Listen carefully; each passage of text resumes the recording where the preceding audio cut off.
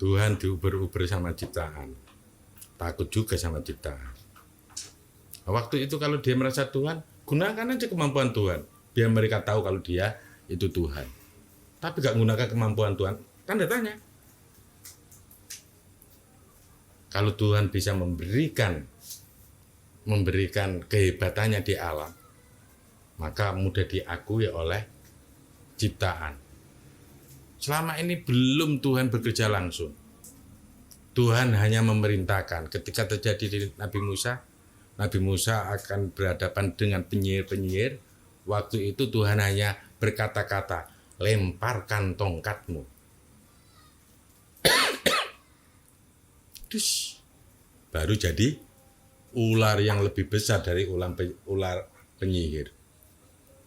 Begitu juga ketika Nabi Musa ya nggak punya jalan keluar untuk lari, bingung karena di hadapan ada laut. Nabi Musa munajat, gimana ya Tuhan? Ini Fir'aun sudah mendekati saya bisa mati kalau begini ini. Ya, petugas Tuhan ya wedi ambek Fir'aun, kan nggak lucu juga ya. Petugas Tuhan takut sama Fir'aun, harusnya saya petugas Tuhan. Berarti di situ Tuhan nggak bisa bekerja langsung di Nabi Musa. Kalau tahu, bikin aja nurnya membesar. Kalau Tuhan mau menggunakan Musa untuk bekerja, nurnya membesar, membuat Fir'aun kacau. Tapi apa yang dilakukan oleh Tuhan? Pukulkan tongkatmu. Kan untuk Nabi yang bingung, ngapain juga saya memukulkan tongkat? Baru ketika dipukulkan tongkatnya, baru ada sebab petugas Tuhan yang lain bekerja, membuat samudra itu terbelah. Apakah itu kekuatan Tuhan? Ada yang meneliti? Apakah ada Tuhan yang mau menjelaskan tentang ini? Bagaimana samudra itu bisa terbelah? Tuhan nggak bisa membelah begitu aja kalau dia tidak bisa memberikan penjelasan. Selalu ada penjelasan. Tuhan nggak bisa bergerak tiba-tiba di dunia ciptaan. Itu yang harus difahami. Karena Tuhan terikat dengan sistem yang dibuat oleh dirinya sendiri. Tuhan nggak bisa berbuat sewenang-wenang di dunia ciptaan. Iya, karena Tuhan menciptakan alam kan ada hukum, ada aturan, ada etika. Ya, hukum atau aturan atau etika untuk menghormati Tuhan yang lain. Ketika dia melakukan akan bertentangan dengan Tuhan yang lain yang sudah menciptakan alam. Seperti itu. Kan saya heran aja. Kenapa petugas Tuhan mesti kalah dengan orang-orang yang memusuhi Tuhan? Ya, kalau menjadi petugas Tuhan kan bisa, tapi kenyataan mana ada petugas Tuhan yang bisa menghalau umatnya dengan kekuatan Tuhan? No. Nabi Muhammad disuruh minggat, gantekno Ali kan dipateni. Kalau dia petugas Tuhan, petugas Tuhan dia, ya. Harusnya Tuhan turun langsung. Kenapa kekuatan Tuhan nggak bisa turun langsung dan membuat orang lain itu percaya dengan kekuatan Tuhan? Kenapa? Nabi Nuh, ya, tapi kan dia permainan Tuhan aja. Coba kalau Nuh tahu itu nabinya Tuhan, anaknya, istrinya akan patuh. Tapi Tuhan tidak membuat mukjizat yang datang terus-menerus. Ya. Tidak datang terus-menerus kepada petugas Tuhan. Atau Tuhan masih membuat sebuah rencana-rencana. Atau memang Tuhan nggak bisa masuk pada petugas Tuhan yang lain untuk bisa menyelesaikan masalah. Wow, Tuhan, Engkau sudah banyak menurunkan petugas Engkau. Di mana kekuatan Engkau?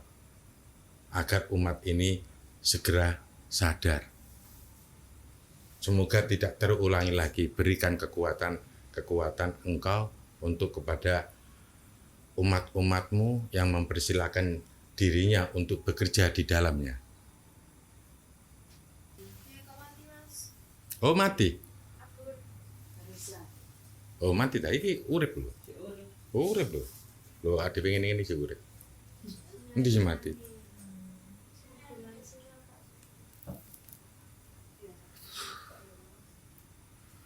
Sering Tuhan banyak suka disalah-salahkan sama ciptaan. Ya. Oke, saya teruskan. Tidak hanya itu. Kita sering kali menganggap hal bombastis terhadap satu alam yang dinamakan alam iblis. Yaitu pendahulu alam manusia. Saya ulangi lagi. Tidak hanya itu, kita seringkali menganggap hal bombastis terhadap satu alam yang dinamakan alam iblis, yaitu pendahulu alam manusia. Alam iblis adalah alam bentukan Tuhan, yang proses pembuatannya adalah proses Tuhan untuk belajar menciptakan. Saya ulang lagi, asik ini. Alam iblis adalah alam bentukan Tuhan yang proses pembuatannya adalah proses Tuhan untuk belajar menciptakan. Wajar bahwa iblis juga pandai mempelajari Tuhan. Karena Tuhan berangan-angan ingin mempelajari dirinya sendiri. Makanya di alam iblis itu adalah kekuatan penuh Tuhan, ya. Egonya Tuhan. Makanya iblis dijadikan ego karena Tuhan ego pada waktu menciptakan alam iblis. Jangan salahkan iblis penuh dengan keegoan. Karena ketika menciptakan itu masih belajar, tentu keegoannya akan tinggi di situ. Makanya di power alam iblis penuh dengan keegoan Tuhan. Apakah ini perlu diperbaiki oleh konsep-konsep Tuhan di akhir zaman ini? Biar iblis tidak dipengaruhi oleh alam iblis itu sendiri. Bisa aja iblis ini adalah korban dari proses pembuatan ciptaan alam. Korban. Makanya banyak orang yang menyalahkan iblisnya. Kenapa tidak tidak menyalahkan alamnya? Siapa yang membuat alam itu? Karena sudah terlanjur dibuat alam itu. Tuhan untuk membuat sistem yang terbaru agak lumayan sulit karena ini belajar untuk membuat atau menciptakan alam. Sehingga power keegoan pada waktu itu masih dominan ketika penciptaan alam iblis ini. Jangan salahkan iblis. Mungkin alamnya yang perlu dibenahi agar iblis tidak penuh keegoan. Karena iblis membawa keegoan Tuhan. Mungkin dengan begini saudaraku, kita mulai memahami jangan menyalahkan iblis. Boleh jadi iblis itu korban daripada belajarnya Tuhan menciptakan alam.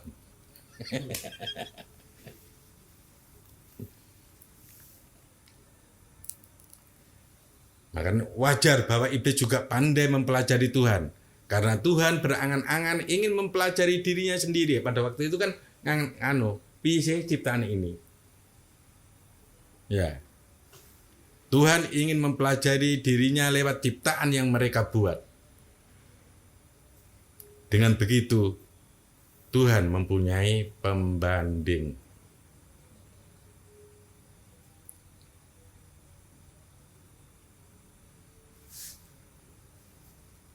Tetapi alam iblis juga alam yang bekerja atas kehendak Tuhan.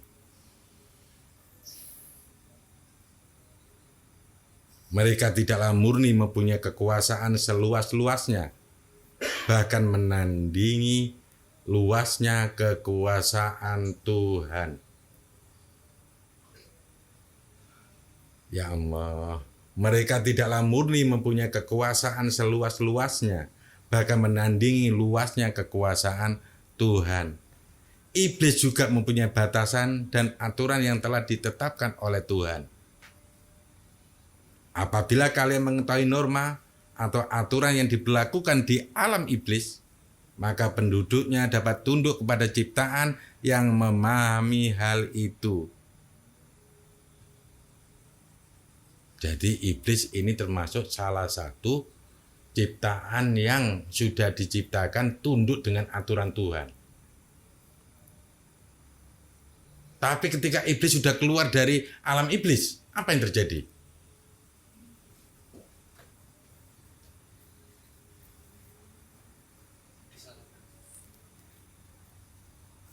Nggak ngerti apakah iblis nanti ke dunia, di dunia manusia dia ingin masuk ke dunia manusia, berarti di sini iblis bisa lemah di dunia manusia karena alamnya sudah diatur sedemikian rupa.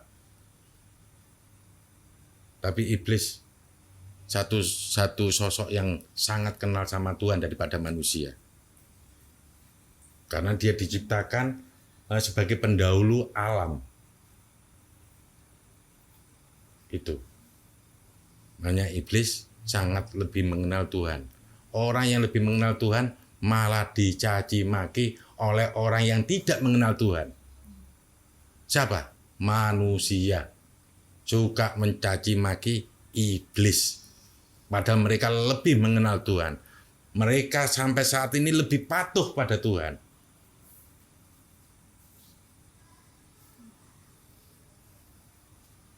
Karena iblis ini adalah ciptaan pembanding Tuhan. Ciptaan pembanding Tuhan. Sama tuh pembanding satu ya iblis. Pembanding antara Tuhan dan iblis loh ya. Pembanding satunya adalah iblis. Karena alam iblis diciptakan yang pertama kali untuk mempelajari membuat ciptaan Tuhan di sini. Ini baru tahu kita. Saya ulang lagi, mereka tidaklah murni mempunyai kekuasaan seluas-luasnya, bahkan menandingi luasnya kekuasaan Tuhan. Iblis juga mempunyai batasan dan aturan yang telah ditetapkan oleh Tuhan.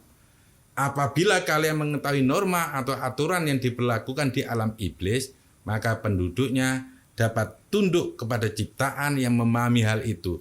Kita kalau tahu tatanan dan aturan di alam iblis, maka iblis bisa tunduk kepada kamu. Nah ini loh. Saya ulang lagi. Apabila kalian mengetahui norma atau aturan yang diberlakukan di alam iblis, maka penduduknya dapat tunduk kepada ciptaan yang memahami hal itu. Mengapa seperti itu? Iblis akan cepat mengembangkan potensinya apabila mereka berjalan sesuai koridornya atau yang dibuat Tuhan. Iblis banyak mencari cara bagaimana mereka dapat merasa lebih. Mereka mempunyai kemampuan yang tak tertandingi. Maka Tuhan juga telah menyiapkan solusinya, yaitulah jadilah iblis yang patuh. Sedangkan iblis tidak mau punya hidup monoton seperti yang dilakukan oleh malaikat. Itulah tantangannya. Seru ya? Ternyata ya. Jadi mau, iblis banyak mencari cara bagaimana mereka dapat merasa lebih. Mereka mempunyai kemampuan yang tak tertandingi. Sedangkan iblis tidak mau, maka Tuhan juga telah menyiapkan solusinya, yaitu jadilah iblis yang patuh. Sedangkan iblis tidak mau punya hidup monoton seperti yang dilakukan oleh malaikat. Itulah tantangannya. Masih banyak hal yang menjadi keterangan tentang alam-alam Tuhan.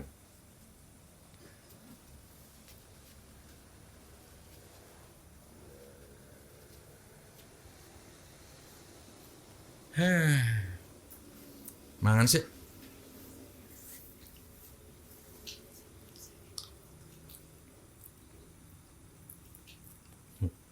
Lucu aja ya. Dunia malaikat itu menurut iblis hidup yang monoton.